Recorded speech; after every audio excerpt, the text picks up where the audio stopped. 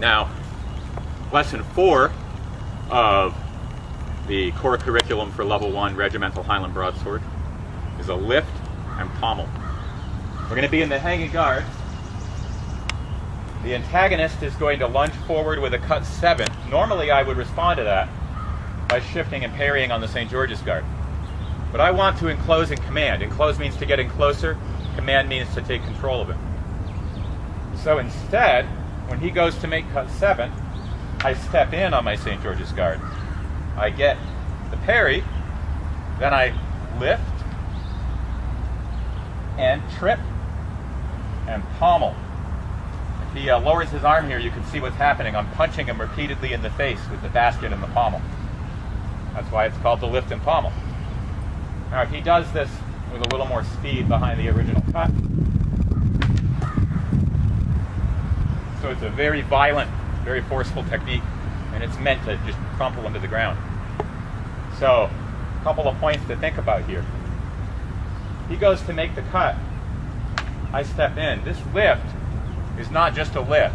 It shouldn't just raise his arm up. It has to actually distort his spinal cord. You only have the command when you see that bow or that arch where his spinal cord is pushed back.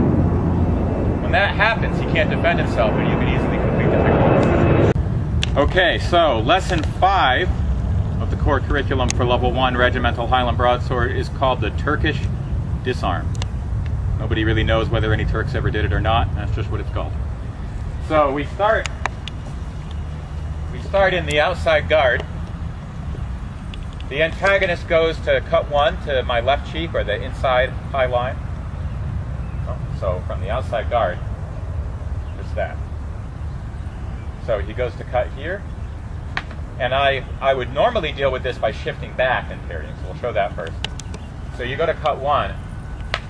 That's what you would normally do, is shift back and parry. But I want to enclose or get in close and command or gain control of his weapon arm. So he goes to make the cut. I step in on the parry, hook my pommel over, step in, push his arm off to the side, and then I've got my point in his face. That's the Turkish disarm. So with that, we'll do that a little bit more quickly.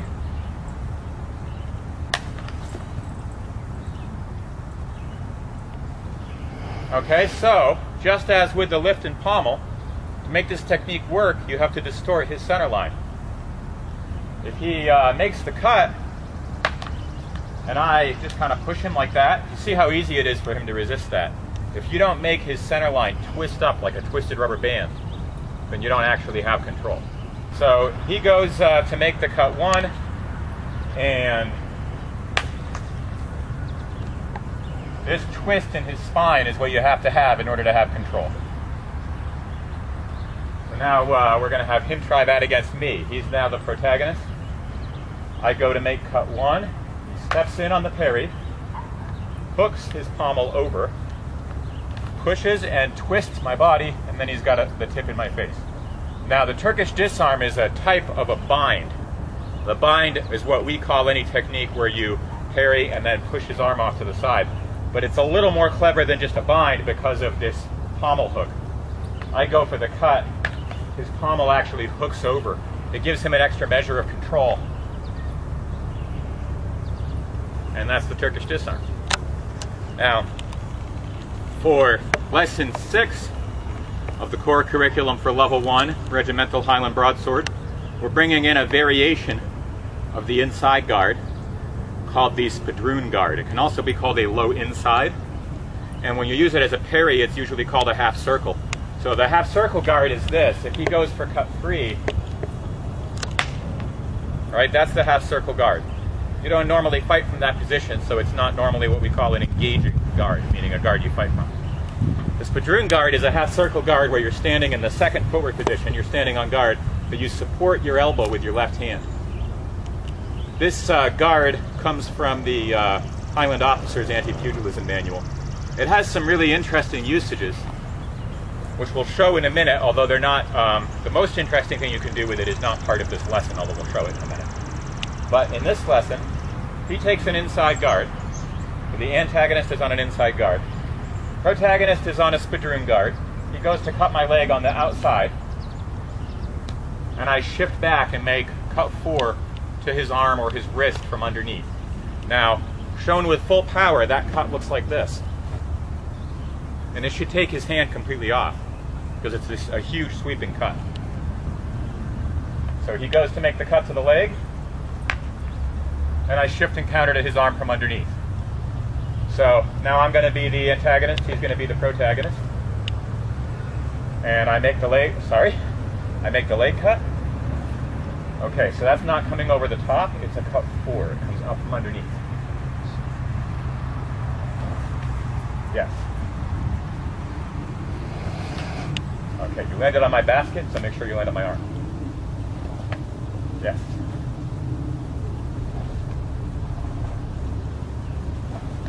Okay, now just to demonstrate the really cool thing you can do with the spadroon guard, which again, we didn't use that for this particular lesson because it's not really safe for beginners to try. But if you have a buffalo coming at you, which means a really violent, aggressive, not necessarily very skilled fencer, and he's just running at you like that to make this big overhand chop, like on the battlefield, you might face a guy running at you like that. So carefully run at me with a big overhand cut just like that. So the idea is that you're going to shift back and stab up into his throat or his chest. And the Highland Officer actually shows you doing that with an elegant little, like that, with your left hand. And the basket protects you, and at the same moment, he runs himself through the throat with your blade. So that's a more advanced technique because it's not very safe to practice, but you can also do that from the spadroon guard. All right, and that's it for that lesson. Now, lesson 7. Yes. Lesson 7 of the core curriculum for Level 1 Regimental Highland Broadsword is the hanging slip. A slip is any technique where you don't parry, there's no blade contact. You avoid the opponent's attack, and you hit him when he misses you. So the shift and counter, which you've already seen examples of, is the most basic type of slip. But some of the other slips that exist out there include the hanging slip, inside slip, outside slip, and even a St. George's slip, although tactically the St. George's slip is pretty much the same thing as the hanging slip. So the hanging slip, the antagonist goes from the hanging guard, he goes to make cut 7 against me, I step out under a hanging guard, this is all happening simultaneously so there's not going to be blade contact, and my left foot comes around behind my right foot, so I end up standing in second position at a right angle to the opponent, and I cut his head off from behind. So you just make a cut 7, nothing fancy, and you end up right behind his head. A couple more times.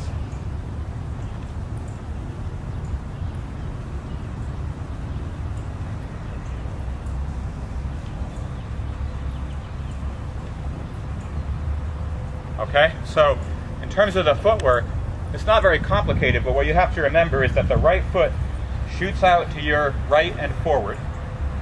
The left foot comes behind it, and you kind of pivot a little, so you end up in second position, in other words, in a regular fencing stance, an on-guard stance, but now you're at a right angle to your opponent, which puts your blade behind his neck.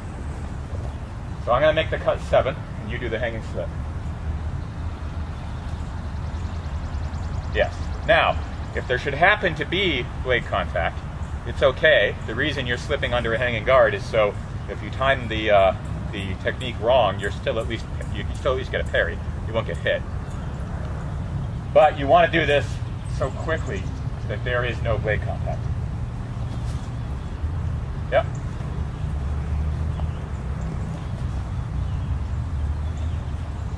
Straighten up with me. And one more time. Okay.